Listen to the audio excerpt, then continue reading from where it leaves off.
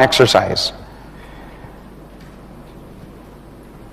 Make sure that your leaders have a vision. Have you ever tried to teach somebody who doesn't want to learn? Have you ever tried to teach a dog how to sit when he doesn't want to learn how? Because there are some dogs that are more, how do you call this, receptive than others. But let's stop using dogs as an example. Okay? But you know what I'm trying to say. Have you ever tried to teach tennis to somebody who has no vision to become a tennis player? If they have no vision for this business, they'll have no direction. They won't know what they're doing. They will not be motivated. You're going to have to call them up every day. Come on, man, come on. They will not be willing to overcome obstacles. They will have no work ethic. How many guys have a vision for this business? Do you guys need anybody to motivate you? Aren't you going out trying to get as much learning as you can? Before you teach, make sure you sit down with them and impart a vision in their hearts for what they can achieve in this business, or else nothing happens. It's like banging your head against the wall. If they have none of the above, they're going to be lazy. They're just going to be lazy. For me, there's no such thing as a lazy person. Only a person with no vision. Okay, we were talking about, have you ever wondered why there's some people in your organization that don't move?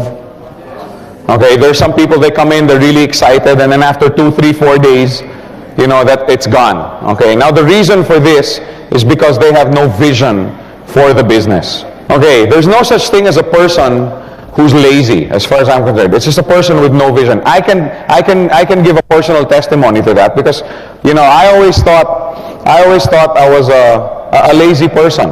Okay, but it turns out that what society, or my schools, some of my relatives, and to a certain extent what my parents had expected of me, was not where I wanted to go in life. Okay, later on in my life, I found out that, hey, I have a vision for this. It's just that the visions that were set for me were not my own visions. Okay, and finally, I broke free from that mold that, hey, I wasn't lazy, I just didn't have a vision.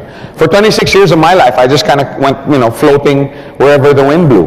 But when I finally sat down and decided, okay, that this is where I want to excel, this is what I want to do, then, like I explained last night, my life started moving in a predominantly forward direction. Okay, so if a person who's involved with this business doesn't have a vision, will eventually just peter out. Okay, they have no direction, they have no work ethic for the business. They're not going to move unless you're there motivating them. Okay, because for the life of me, I can't figure out why somebody can't see this business and work with it. Okay, because if you do this business properly, man, the financial benefits are unbelievable. Okay, before you start the teaching process, the reason we're talking about this is, remember, we're supposed to teach the people as you caddy them. Okay, it's really, really difficult to try and teach somebody who doesn't want to learn. Okay, it's also like banging your head against the wall. So before you start the teaching process, sit down with your potential leaders and make sure, remember, we discussed earlier that, you know, you have to sit down and identify who you're going to caddy, who you're going to take care of. Okay, sit down with them, whether individually, you know, or as a group. Sit down with them and make sure you've gone through the process you have gone through that gave you your vision. Okay, sit down with them. Make sure that they have identified their compelling reasons and their burning desires for doing this business. Okay, because remember, you want people that are like you. You know, go-getters, prime movers, people who will do everything they can to make sure that this business will work. Okay, and the way to do that is impart a vision in their heart. Not your vision, but their vision. Okay? Now the reason I went through my compelling reasons and burning desires last night was basically to show, because you heard everything that I said. How many have basically the same compelling reasons? Right? How many have the same visions? In other words, what I'm trying to say is we're all the same. Whether you're Malaysian, Canadian, Russian, American, Filipino, we're all the same. We all want to, work so that our family benefits. We're all gonna cry at our daughter's weddings. You know what I'm saying? We're all the same. We have the same visions. We have the same wants. We have the same desires for our family. Just by you sitting down and discussing your vision with somebody else will help revive and bring to the surface his own visions. As I was discussing my compelling reasons and burning desires with you guys last night, were you not, hey, me also, didn't it help you, make your own at least mental list of what your visions are? Many, many times this impartation of vision comes from just the fact that when you go make a presentation to someone and you're driving and you're saying, hey, in this business, if I work this hard for 2 years, in 2 years I can be financially free. Just by you describing your vision gets him thinking about his own vision. You see what I'm saying? You can use your vision to inspire them to derive their vision. So sit down with them. Make sure that they have also written down their compelling reasons and burning desires. If you take the time to do this, then you don't have to motivate them.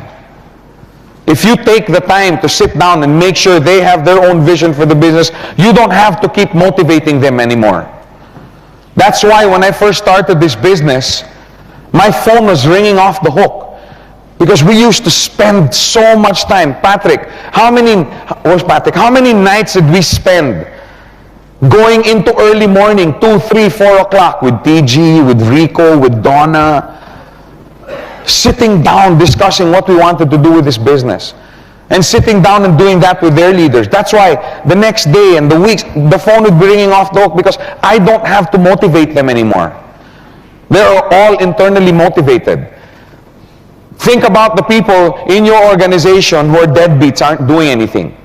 And I guarantee you that these guys have no vision for the business. They probably came in because they were either deceived or lured to come in, which we will take up tomorrow, or they were promised that they won't have to do anything and you or your leader will build a large organization for them. In other words, they have no vision for the business. They're not willing to pay the price. Take the time. Nurture them into that vision. Encourage them into that vision. When they have a vision, they'll want to learn on their own, even without you there.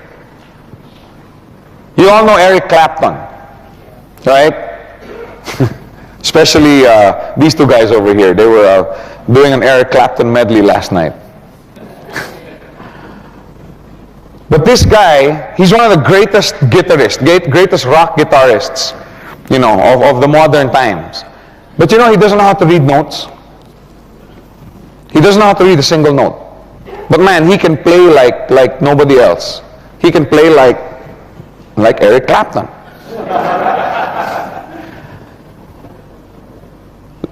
The reason he doesn't know how to read notes, it just tells me that he did not have any classical training.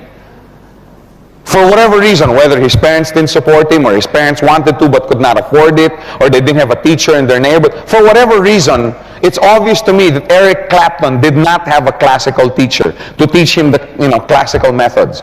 Because the first thing they teach you is how to read notes. That's the first thing they teach you.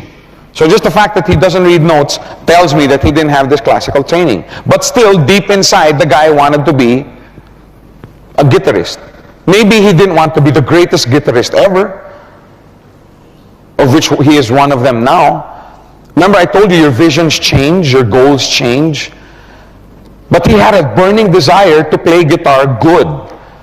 So it also tells me that even though he didn't have education at his fingertips, he made sure that he learned how to do it himself. You see what I'm trying to say? Because he had a goal, he had a vision. I know somebody who's a great drummer, and when he started drumming on pots and pans. He would study drummers on TV, from music, from the stereo. And he had pots and pans. He didn't have a drum set. But he made sure he learned how to do it. Don't you want those kind of people in your organization? People who'll call you at 11 o'clock at night, Jason, I can't sleep. Because you know why? I gave a presentation, it didn't work. I want to know how. Can you teach me how to make it better? Would you be bothered by a phone call like that? If you want people like that, give them a vision for the business. Then you don't have to motivate them anymore. They'll motivate themselves. And since they're internally motivated, it's very easy to teach them. They're very open. It's really hard. It's a hard thing to do, to try and teach someone who doesn't want to learn. It's frustrating. But on the other hand, it's so fulfilling to teach somebody who's like an open book. You tell me what I have to do and I'll do it.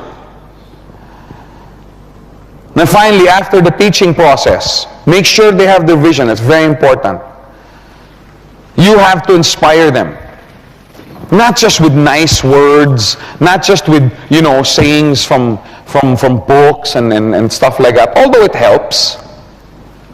Encourage them with you. You should be an inspiration to them. Your example, your commitment to them, your support for them should be an example. That should inspire them. Number one, inspire them to achieve heights in this business that they never thought possible. And it should also inspire them to be an inspiration to others. That's all part of the caddying process. These are the kind of people you want, fully supported, with vision. Now, there are some things you must avoid, when you caddy someone. It doesn't mean that just because you want to support someone and make sure that he grows in the business, you give away the farm to this guy. Okay? Making yourself available at all times.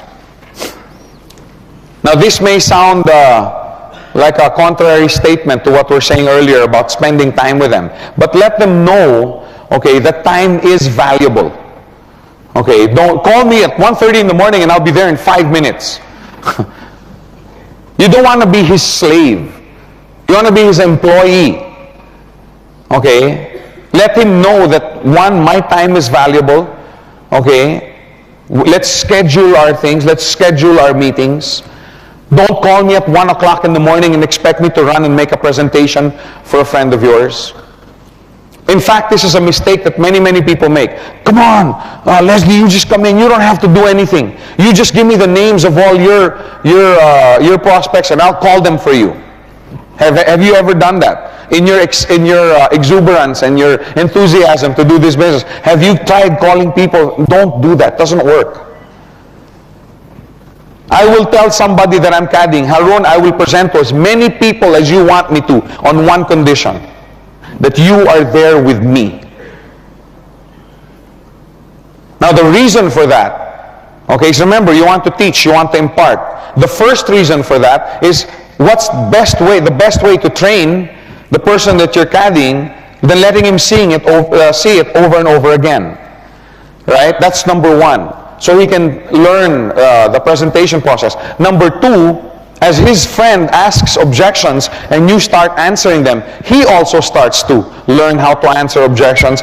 And sometimes objections that he may have had but was too ashamed or too embarrassed to say, right? When you answer them, it also gets answered in his mind, so it encourages him more. But finally, the third and most important reason why Haron has to be there when I talk to his friend is his friend doesn't trust me. If Haron gave me, I don't know your name. Raminda. Call up Raminda and tell her, you want to show her a business. And I call up Raminda, and Raminda, Haron told me to call you up. What are you going to think? Are you going to go, wow, I want to meet with you tomorrow? Or are you going to be, why? Why are you calling? Or who are you? Yeah. And why are you calling? In other words, suspicious. You see what I'm saying? It's not an open thing. And finally, if you do break through that wall somehow and are able to sit down with Raminda, maybe Haron will call, Raminda, meet with Joe. I can't be there, but meet with Joe. And I sit down, you're not going to trust me. Right? Who's this guy? Right? You're not going to trust me. Now, I'm not saying that you're never going to be able to present to somebody who you don't know. But the probabilities of this person responding to this business gets lower and lower. But if Harun calls up Raminda, I'm going to set up a meeting. I want you to see this business. Okay, an associate of mine is coming with me because I don't know how to present it so well yet because I just started in it. I mean, tell the truth. So let's meet Tuesday lunch. Is that okay with you? What's it about? Never mind. We'll tell you during the meeting. So finally, you sit down with Raminda. Raminda trusts Harun. You do, don't you? Now, obviously, Harun trusts me because if not, he would have never brought me in front of Raminda. So because of our association, Raminda will also trust me, at least for the time that Harun is there with me. But you see what I'm trying to say? That's why it's important that he is there with you. Okay? Because right away it breaks down barriers, it breaks down walls. But that's what I'm trying to say. Making yourself available at all times, avoid it. Yes, I'm available, but you have to be there with me. You want to be their employee, support, not their slave. Okay, in other words, yes, I'll make myself available, but there's a price to pay. You have to be with me.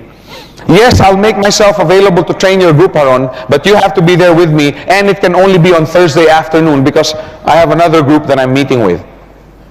Because believe me, if you how do you call this? If you just make yourself available at all times, then they get spoiled. They'll take that time for granted. Your time is valuable. It's the number one capital that you have in this business. Guard it. Make sure that you don't waste it.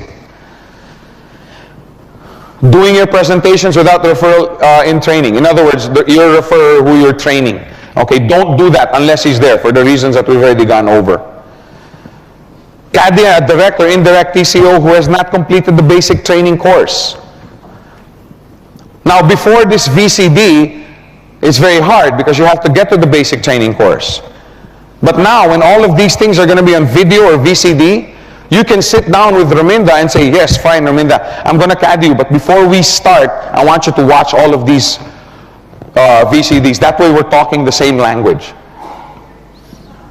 Yeah. Can you help me? Can you make sure my organization grows? Yeah, but we have a basic training meeting in my house. No, I can't. I'm going swimming. Well, look, if you're not willing to spend time getting basic training in this course, then I don't have time to CAD you. Remember, you have to choose the people that you're going to work with. You have to choose these people. Your time is an asset. Your time is valuable. Essentials in CADing, a 3-point guideline to create maximum effect in your organization. Identify the time and date you will allot for each of your potential leaders. Okay? There has to be specific time, specific place. And you have to have a specific reason why these times are set. I know somebody who would meet in Manila. We were having big bombs, rooms. Sometimes we'd have 1,000, 1,200 people. And one of the leaders there would meet with his leaders after that meeting. Because this is when everybody's excited. Wow, they just brought in, 5 people. The 5 people came in. They're really excited. They're receptive to training. You know what I'm saying? Don't meet with somebody, for example, right before they're off vacation. Let's say they're leaving for outstation at 5 o'clock. Don't meet with them at 4. Because they're not thinking about this meeting with you. They're thinking about their vacation. Okay, so make sure that you choose the times carefully. Identify potential leaders who you will CAD. Ideally, it should be between 2 to 5 people. But Joe, you said to train leaders. Yes, but you can't train 50 leaders at the same time. Why do you think all GMs, all CEOs, all managing directors, all generals, how many people do they have directly under their responsibility? No, directly. 4, 5 people. Because you can only effectively manage or train or caddy about 2 to 5 people. As your skill level goes up, maybe that'll go up to 6 or 7. But your time management skills have to be really, really good. Okay? I would rather, and you would rather, train 2, 3, 4, or 5 people effectively. Never mind if you're not able to do it to 20. But it's better to do it 100% with 4 or 5 people than so-so with 30. Then you're going to have 30 half-baked leaders. I would rather have 2, 3, 4 that are 100% questers. Mind, soul, and body. Whoa. Hey, this business gets pretty heavy. I mean, you really get into it. You know what I'm saying? There comes a time where it's a way of life already. Because like I said, impartation is such that the benefits are not only financial. Set a planning session with the people that you're going to caddy. Explain and reinforce the purpose of caddying. They have to know why they're going through this process. Okay, if you notice, I take great pains in the seminars and the trainings to explain why we're doing this. Because if a person understands why he's doing something, why he's undergoing something, then they accept it much, much better. It's the same thing with discipline. I discipline my children. But we explain to them why. You don't just, let's say, and sometimes this disciplining involves punishment.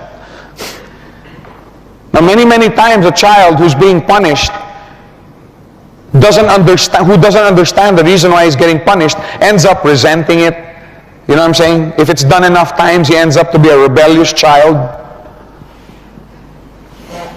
But if you sit down and explain to your children why this disciplining process, why this punishment. I have sat my children I have 5. I've sat each one of them down so many times. Mommy and I, we discipline you and we punish you because we love you and we want you to grow up following these guidelines. We have a certain set of guidelines that, okay, this is the way how to be a proper human being on this earth. And the reason that we're punishing you is because we want to make sure, because we love it. You know, it's easier, we explain to them, it's easier for us to just keep saying yes. Right? Isn't it easier to tell a child, yeah, okay, go ahead, do it. But then when they get to be 17, 18, 19, 20 years old, and they're so used to just doing things the way they want, and we explain to them, we punish you, we discipline you because we love you. The day that we stop punishing you, then you should be worried. There came a time where Ina, you'll meet her later, she's here, my daughter. When she was about 6, okay, there was one, and you have to be consistent. With children, you have to be consistent with your discipline. And like you can't just punish when you're in a bad mood. You know what I'm saying? Because then they'll think it has to do with anger. No, it has to do with because we're punishing you because we love you. We're disciplining you because we love you. And there was one particular time when I was very busy and I wasn't able to punish. My daughter came up to me and she was crying. She was 6 years old. She goes, "Daddy, don't you love me anymore?" And I go, "Of course I do. Why?" "Because, I disobeyed and you didn't spank me. You didn't punish me." No, really, I mean, it blessed my heart. Because ever since she was a little girl, I've always told her, "I'm punishing you because I love you and I want you to avoid these things." And she, "Daddy, don't you love me anymore?" All I'm trying to say here, okay, is make sure you explain why. Explain and reinforce why you're going to caddy. Because if children, okay, can get to the point where they love discipline and punishment simply because they know it's good for them, then what more the other stuff that's a little bit more pleasant than punishment and discipline? You know what I'm saying? Explain to them, the reason I'm caddying you is because I want you to be this kind of leader. I want you to be this. Because sometimes that caddying will involve some disciplining. There are some people who go about this business the wrong way. Right? Like there are some people who make presentations that are lousy. Sometimes they're in a bad mood. Yeah. It's up to you as a leader to pull this guy aside. "Hey, wait a minute. If you expect to be the leader of a global organization, you have to change your presentation." "Yeah, but I present well. I was just in a bad mood." Well, if you're in a bad mood, don't present the business. Delegate it to somebody else. I mean, caddying involves disciplining. And if you don't sit down and explain to them why you're doing this, you're never going to be able to speak into them Because impartation is not always, hey, you can do it, I believe in you, oh, this is great. No, impartation, caddying, is also, Haron, I really think that you should change the way you're presenting, especially this part. If you've never explained to him why you're doing this, he's just going to walk away. But if it's explained to him that you want him to be a leader of a global organization, then you can sit down. Haron, remember, I told you that if you're going to be this kind of leader that we both agree you can be, that you have to go through this process. You have to earn that right. That's the reason why you have to sit down and explain. Some of you are looking really worried. Wow, Joe, that's a lot of time. Yes, it's a lot of time. This is not a get-rich-quick scheme. And if you want people outside to believe that this is not a get-rich-quick scheme, if you want governments of the world to not think that this is a get-rich-quick scheme, well, let's act like it. Let's show the world what this business is really about. Because I happen to believe that this is one of the best systems there is on the planet. And if we do it right, people are going to take notice. People are going to take notice. Companies are going to take notice. Governments are going to take notice if we do it right. I don't know about you guys. I'm in this business for the long run. So yes, take the time. Take the time. Do what's good for our business. Agree on a fixed weekly schedule. Allocate the time. I am setting aside Wednesday afternoon, 3 to 6 o'clock to be with your group.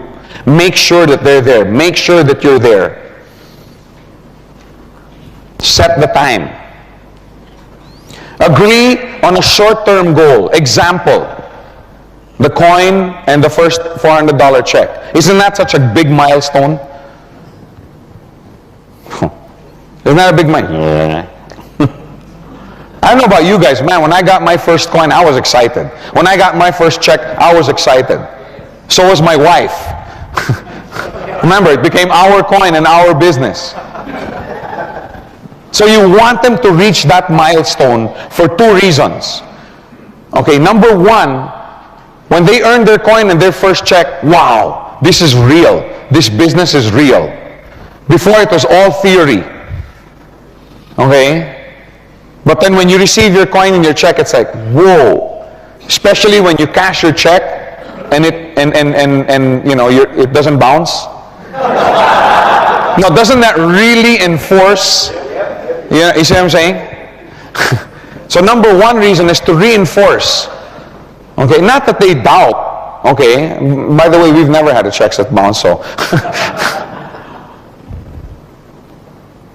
That's the first reason. So they get excited. So they get motivated. Okay. Number 2, okay, this is a testimony business. Can you imagine somebody coming, Haron, man, I got to tell you, this is a great business. This is fantastic. And you also, sir, I want to tell you about this. Can I see your coin? Actually, I haven't earned it yet. Can I see your first check? No, I haven't earned the check yet. How long have you been in this business?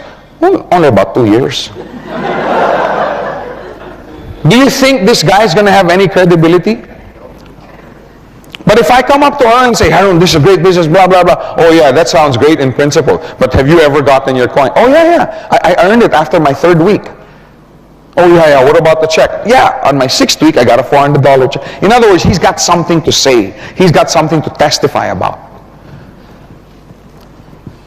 Who has a bigger testimony? The guy who's earning $400 a week or the guy that's earning $20,000 a week? That's why, set the goal. Okay, Haron, by when? I'm going to do everything I can to help you.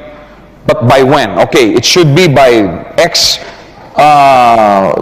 X week, we earn your coin. By the Y week, we earn your check. And then you sit down and make sure that you do everything you can that goal is fulfilled. Again, for his benefit and for his testimony. When he gets his coin, when he gets his check, all the people that were doubting him, all the people that were doubting the company, all of a sudden they're like, hey, wait a minute. This is a company that delivers. This is a system that works. So all the no's, little by little, start turning into yeses. All of that happens by your leader earning his first check and his first coin. And, oh yeah, hey, by the way, does that benefit you any? Yes. Because that's also volume on your left or on your right side. Get them to commit to the plan and to the goal. You shouldn't be the only one committed to making sure that he earns. He also has to have the same commitment.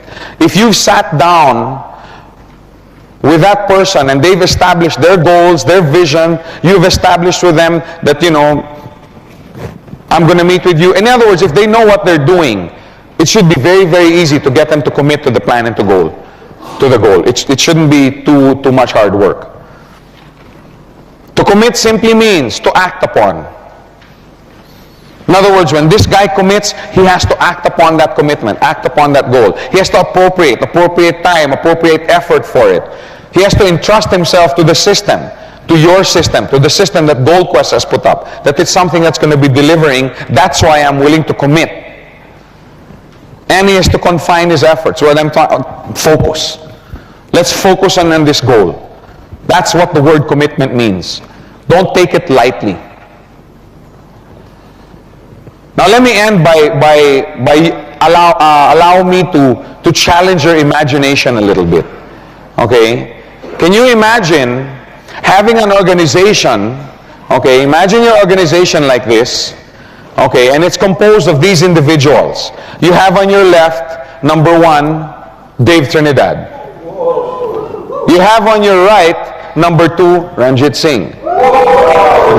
Would you be a happy camper? Yeah. Do you think you would have qualified for your coin? Yeah.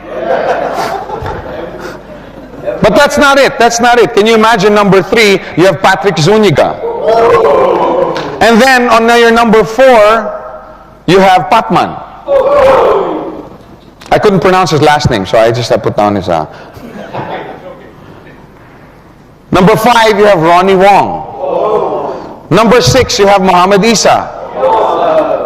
Now, do you think that this tracking center would be one that would be collecting a weekly check? Huh?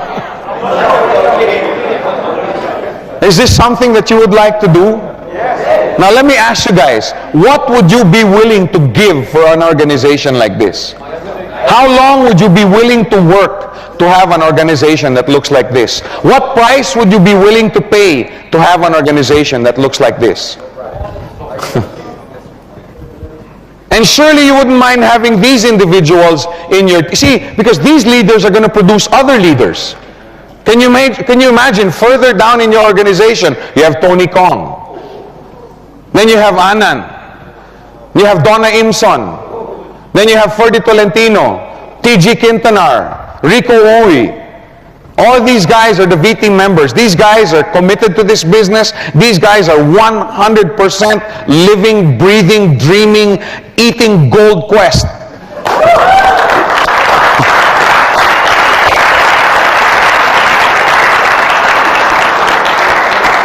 Wouldn't you like to have an organization that looked like that and had people under them that represented this kind of talent, skill, commitment?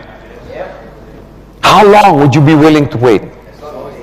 Would you be willing to work free for 9 months to train an organization that looked like this? Are you sure? How many? How many here? Because I'm going to send a letter to the accounting department not to send you your weekly checks for 9 months.